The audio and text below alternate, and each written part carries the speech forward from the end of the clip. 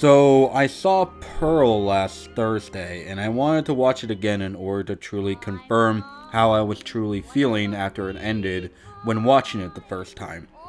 I saw it again last night, and my feelings were confirmed. This is absolutely my favorite movie of the year. If it's not my favorite, it's at least top 2. Yeah, we all know this is a prequel to X, and I do love X a lot, but for me, Pearl absolutely demolishes X. Pearl is so clearly more thought out and more atmospheric than X. I haven't seen not just a horror movie, but just a movie in general that was so committed to how it presents its atmosphere in its time period. I'm a huge film history buff. There's a certain kind of nostalgia that I get when watching films made in the 20s or 30s, or even the 10s, and within just the opening shot and the opening notes of the musical score of Pearl, I immediately got sucked into the old 1918 film style vibe. I hope this makes sense, but even though the movie is in Technicolor and has sound, this movie wholeheartedly feels like 1918.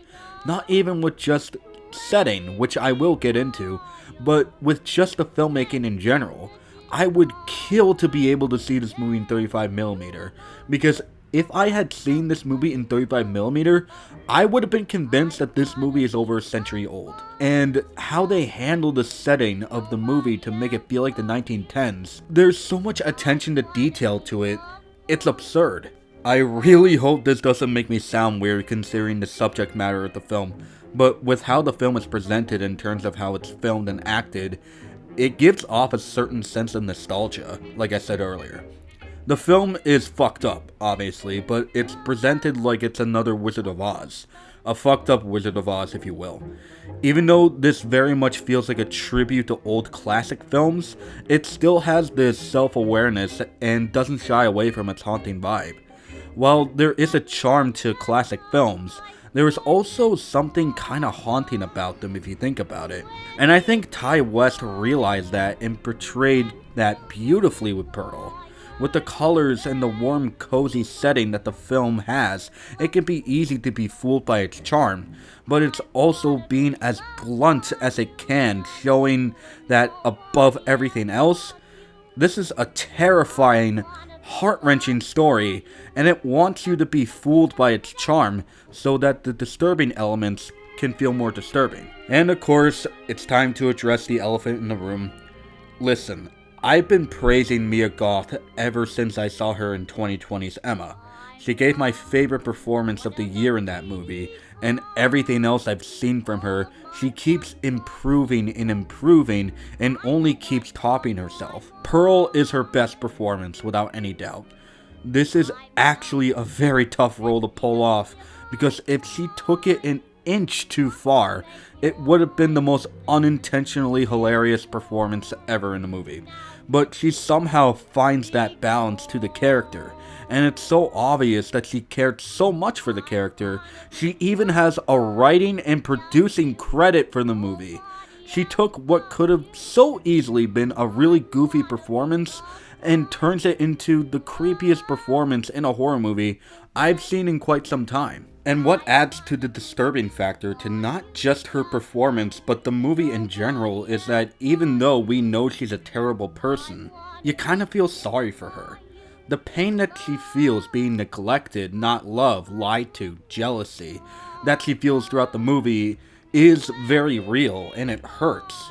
Of course she handles it in a very horrific way, and there's no justifying it.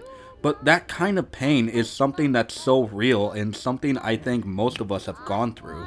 Just not as far as Pearl takes it. And how Mia Goth presented that pain and frustration was heartbreaking, especially with the dance audition scene in her monologue.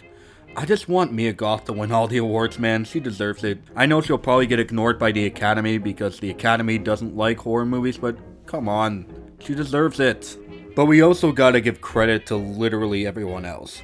Obviously, Mia Goth is a standout, but the acting across the board is very superb from everyone.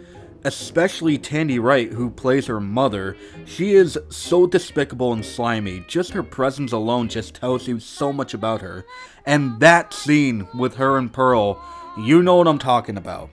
Some of the best acting I've seen in a long time from both Tandy and Mia. I also really love David Cornsweet.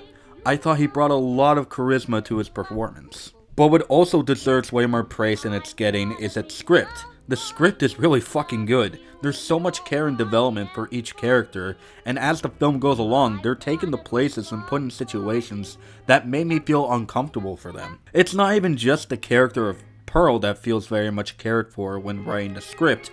Every single character has their purpose, and they have their moment to shine.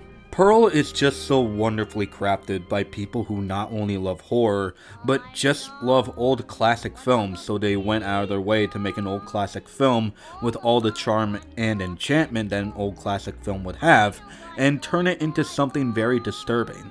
It's just one of those movies where it's clear that everyone was on the exact same page, and wanted the best outcome imaginable.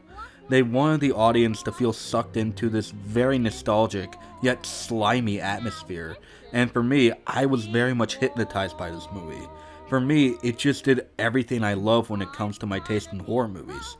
And you know what? It's my favorite movie of the year so far, and I'd be surprised if anything topped it.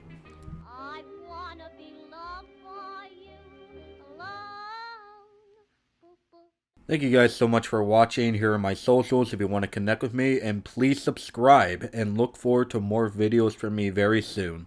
I'm going to be at the New York Film Festival in a couple weeks, so I will do a retrospective of that.